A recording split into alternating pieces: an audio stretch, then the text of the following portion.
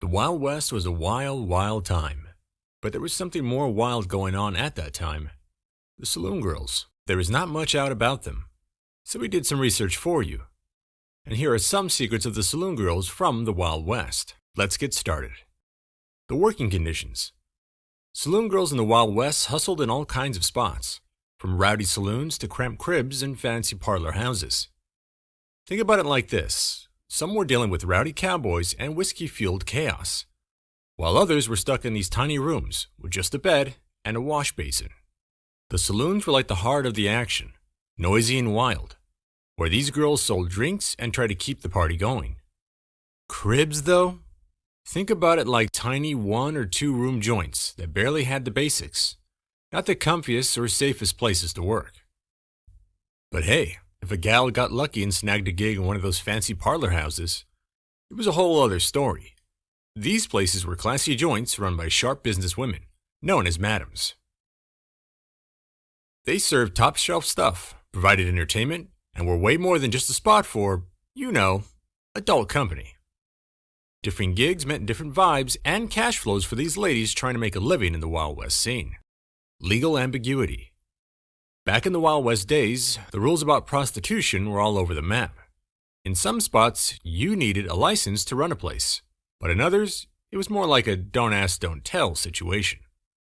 See, some places had this wink-wink, nod-nod thing going on with authorities. They knew these saloons and brothels were raking in money, so they kind of looked the other way. It was like, sure, it's not exactly legal, but it's bringing in cash, so let's not rock the boat too much. This legal fuzziness meant that in some towns these places were booming, while in others they were under constant threat of crackdowns. It's crazy how different the rules could be from one place to the next. So, while some spots were pretty chill about it, others were all about keeping a lid on the whole thing. Diverse roles. You know what's interesting?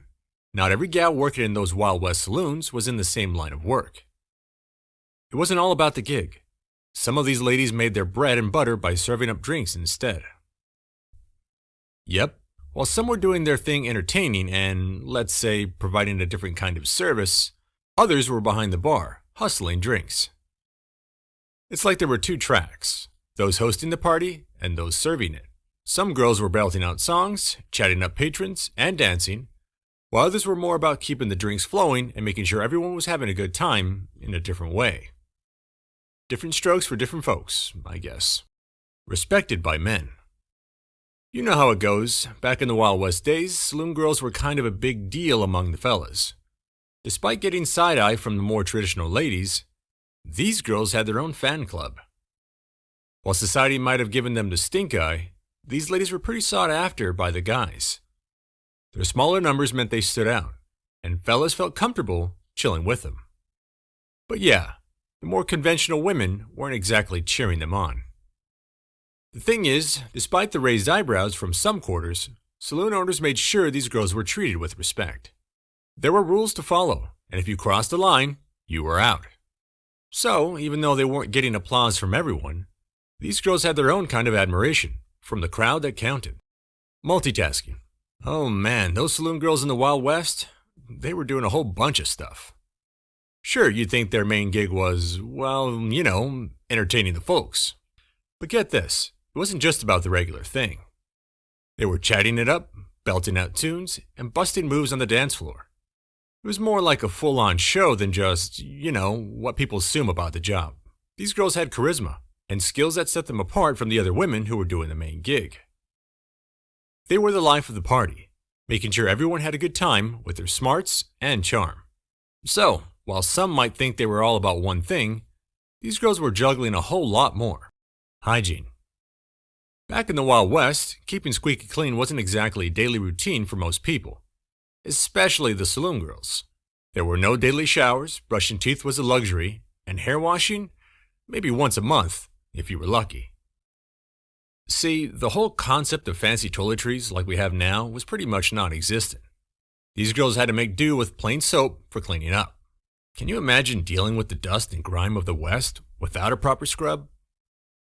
While most proper ladies avoided makeup like the plague, these saloon girls were all about it.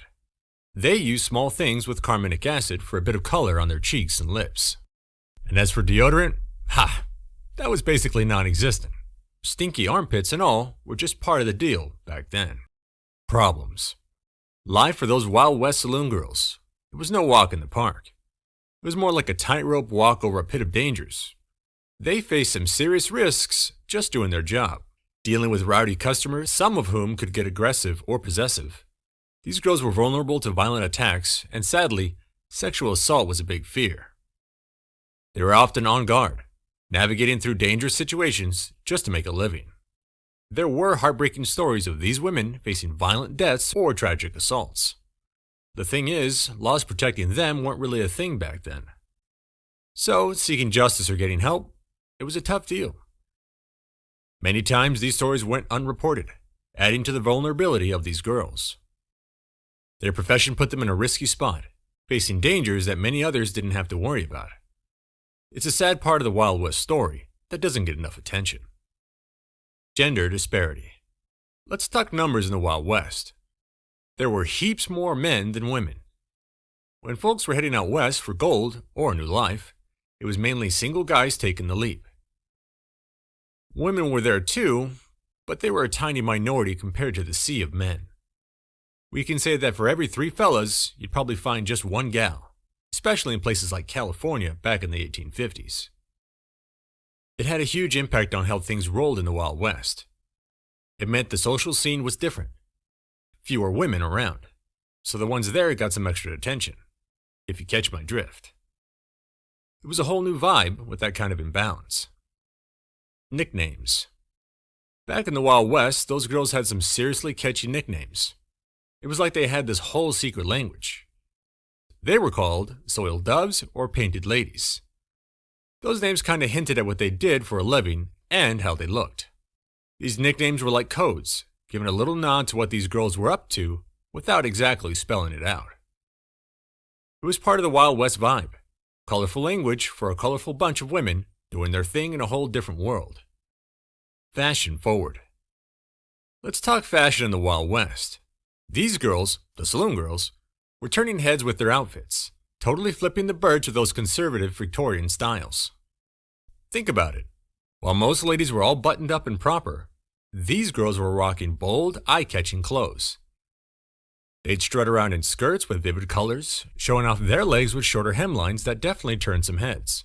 Some even had these flashy petticoats peeking out from under their skirts, adding a playful touch to their look. But here's the thing. What set their style on fire were those visible garters and stockings.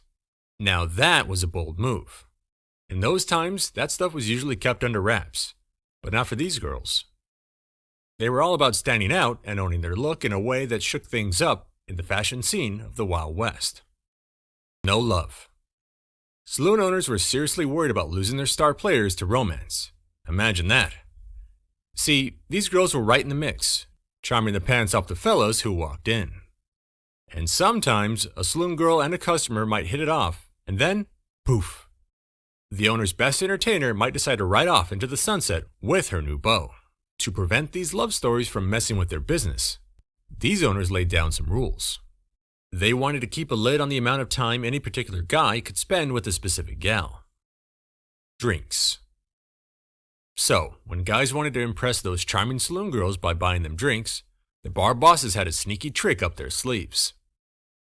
Those fellas would step up and offer a drink to one of those entertaining girls. But guess what? The bar owners didn't want their staff getting sloshed on the job. So, instead of serving up the hard stuff, they'd swap it out. This secret meant the saloon girls could keep up with the fun and chatter without risking getting too tipsy. It was a win-win. Pregnancy. You won't believe the lengths these girls in the Wild West went to when it came to unwanted pregnancies. It was no joke. See, if one of those saloon girls found herself in a spot with an unwanted bun in the oven, it was a real tough situation. Abortions were a no-go due to legal bans and serious restrictions. So they had to get pretty creative and sometimes downright dangerous. I'm talking about using syringes to inject crazy stuff like mercury, arsenic, or even vinegar into their bodies, trying to end those pregnancies or fix up any diseases they might have picked up. It's like they were doing mad science experiments on themselves, hoping for the best. Values. Back in the Wild West, sex work had two main spots: brothels and the streets.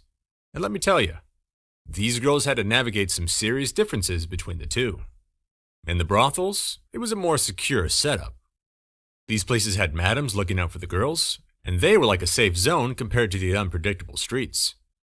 Brothels were all decked out, offering a bit more safety and even some extra entertainment like card games or dancing to lure in the clients.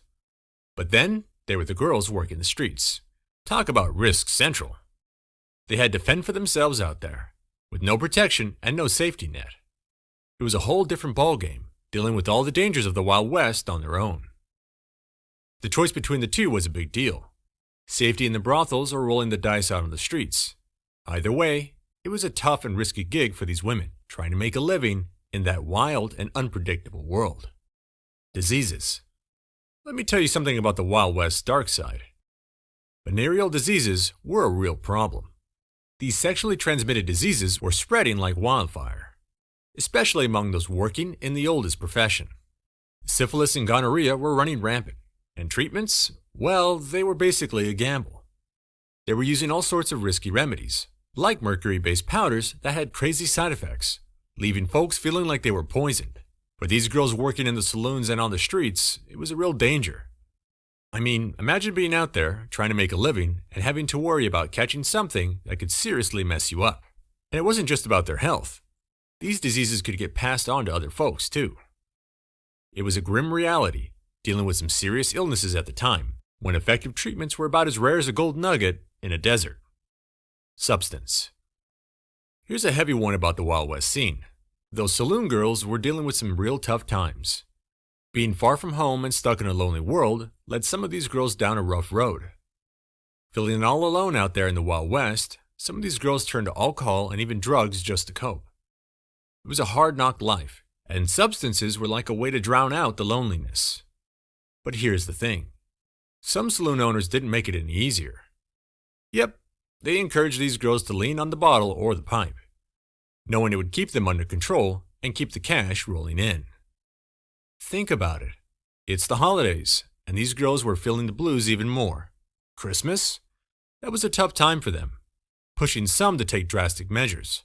It's a sad tale of how loneliness and the Wild West tough life led to some serious struggles for these women. Competition. Let me tell you about the drama in the Wild West saloons. It was like a real-life soap opera happening among those saloon girls. These ladies weren't always getting along. No way. There were arguments and fights, and sometimes it got really serious with full-on brawls. What was all the fuss about, you ask? Well, it could be about money, attention, or just personal grudges between them. It was almost like a showdown between rival gangs, except these ladies were throwing shade and sass instead of shooting guns. They were super competitive, and let me tell you, it wasn't just a small argument. It was like a no-holds-barred feud. There are stories about legendary showdowns, like the Battle of the Painted Ladies in Leadville, Colorado, or the clash between Madams Molly May and Sally Purple. Crazy, right? It was a tough world for these girls, all fighting tooth and nail to be at the top in the Wild West saloon scene. Financial issues. Let me break down the Wild West money game for those saloon girls. It wasn't just about raking in cash. It was dealing with a whole bunch of rules and sharing the pie. So here's the deal. These girls were on the hook for fines, fees, and all sorts of other costs just to keep their heads above water. They had to pay up regularly, and sometimes these fines were hefty, eating into their hard-earned dough. But here's the twist. It wasn't just about how much they made. It was about how much they had to share. Yep, they had to split their earnings with the saloon owner or the madam who ran the joint. They'd be spinning around on the dance floor, selling drinks or doing whatever they did, and a chunk of that money went right into someone else's pocket. It was a tricky balancing act, trying to make a living juggling fines and sharing earnings. The Wild West wasn't all about shootouts and gold. It was also about navigating these complex financial arrangements for these saloon girls trying to make ends meet. Limited freedom.